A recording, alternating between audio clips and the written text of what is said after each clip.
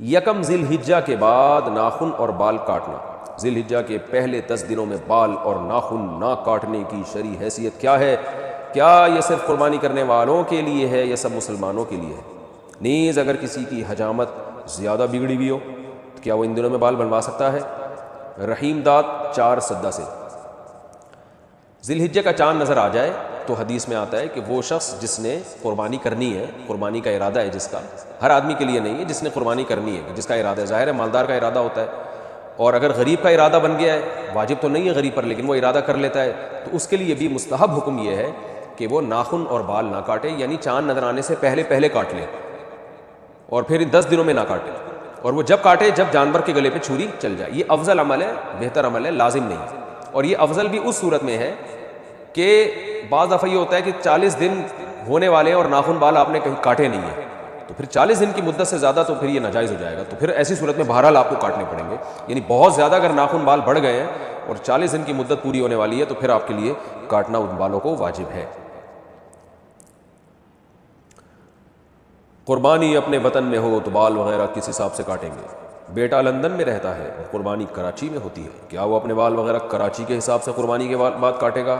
نزہت صاحبہ کراچی سے۔ جی ہاں، کیونکہ حدیث میں آتا ہے کہ جو بال یا ناخن نہ کاٹے جائیں، جو کہ افضل عمل ہے، واجب نہیں ہے، تو وہ اس صورت میں ہے جب جانور کے گلے پہ چھری چل جائے تو پھر کاٹ سکتا ہے۔ تو جب کراچی میں اس نے قربانی کی اور یہاں جانور کٹ گیا تو وہ لندن میں ہو یا امریکہ میں ہو بال کاٹ سکتا ہے۔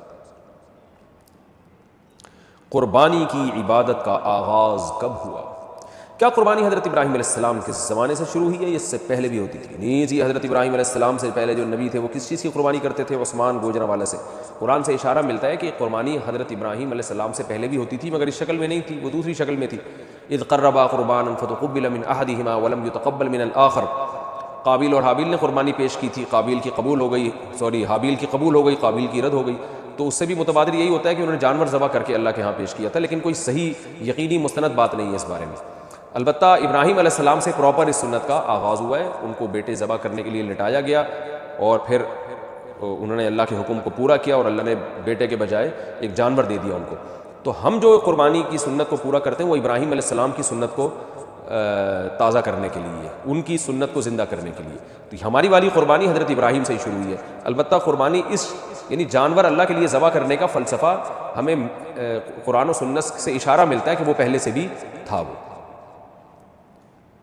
نابالغ صاحب نصاب ہو تو کیا قربانی واجب ہوگی؟ اگر نابالغ بچہ یا بچی صاحب نصاب ہو تو کیا اس پر قربانی فرض ہوگی یا نہیں؟ محمد جعفر علی، نہیں فرض ہوگی، اس لیے کہ عبادات جو ہے وہ بالغ لوگوں پر فرض ہوتے ہیں، نابالغ پر نہ زکوٰۃ فرض ہے اور نہ قربانی، اگرچہ وہ مالدار ہی کیوں نہ ہو۔ قرض دار پر قربانی کا حکم۔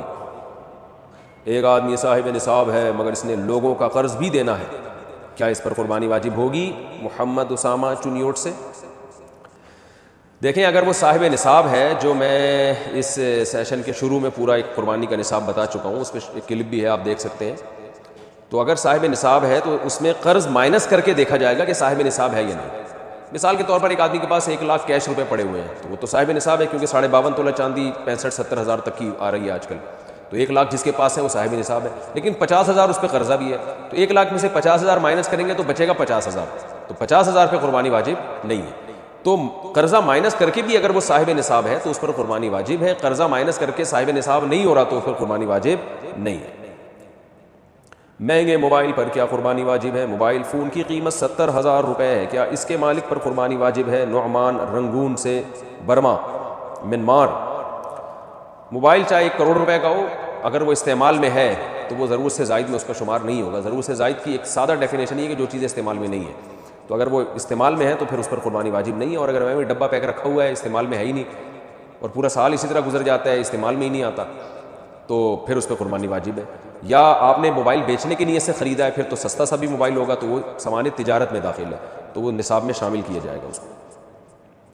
قربانی کے بجائے غریبوں کی مدد کرنا کیسا ہے؟ کچھ لبرل لوگ کہتے ہیں کہ قربانی کے بجائے غریبوں کو پیسہ دیا جائے تو یہ قربانی کرنے سے زیادہ بہتر ہے، کیا ایسا کرنا جائز ہے؟ اور کیا ایسا کہنے والے کے ایمان میں کچھ کمی واقع تو نہیں ہوگی؟ محمد یوسف ملتان سے۔ ایسا کرنے والے کے ایمان میں کمی واقع ہوگی اگر اس کو پتہ ہے کہ قربانی اسلام کا حکم ہے، پھر اس کے ایمان میں یقیناً کمی ہوگی، لیکن وہ جہالت ہے، اس کو پتہ ہی نہیں ہے، تو پھر ظاہر ہے جہالت، اس کی جہالت دور کی جائے گی۔ باقی یہ کہ قربانی اللہ کا حکم ہے۔ بقرعید کے دن میں نبی صلی اللہ علیہ وسلم نے فرمایا اللہ کو جانور کا خون بہانے سے زیادہ کوئی عمل محبوب نہیں ہے بقرعید کے دنوں میں۔ ابراہیم علیہ السلام کی سنت ہے یہ، اس کو زندہ کرنا پڑے گا۔ غریبوں کی مدد کرنے سے قربانی کا حکم پورا نہیں ہوتا، لیکن یہ 10، 11، 12 3 دن ہے قربانی۔ تیسرا دن گزرنے کے بعد پھر جانور ذبح کرنا کوئی عبادت نہیں ہے، سنت نہیں ہے۔ پھر بہتر یہ اگر کسی نے قربانی نہیں کی، جانور ذبح نہیں کیا، اب وہ قضا کرنا چاہتا ہے 3 دن گزرنے کے بعد، تو پھر قضا میں بہتر ہے کہ وہ صدقہ کر دے، جانور کی قیمت کسی غریب کو دے دے، وہ زیادہ ثواب ہے۔ لیکن ان 3 دنوں میں جانور ذبح کرنے ہی سے قربانی کی سنت پوری ہوگی۔ جیسے حج فرض ہے، حج کے پیسے غریبوں کو دینے سے فرض حج ادا نہیں ہوگا، اسی طرح نماز فرض ہے، غریبوں کی مدد کرنے سے نماز ساقط نہیں ہوگی، اور شریعت کے جتنے بھی احکام ہیں وہ آپ کو پورے کرنے پڑیں گے۔ تو بالکل اسی طریقے سے قربانی بھی جانور کے ذبح کرنے کا نام ہے، وہ جب تک نہیں کریں گے تو یہ فریضہ اس سے سبکدوشی نہیں ہوگی۔ کیا قربانی کی رقم دینے سے قربانی ہو جائے گی؟ اگر کوئی بہت غریب آدمی ہے تو کیا اپنی قربانی کی رقم اس کو دینے سے واجب قربانی ذمے سے ادا ہو جائے گی یا قربانی ہی کرنا ضروری ہے؟ محمد تسلیم اختر انڈیا سے۔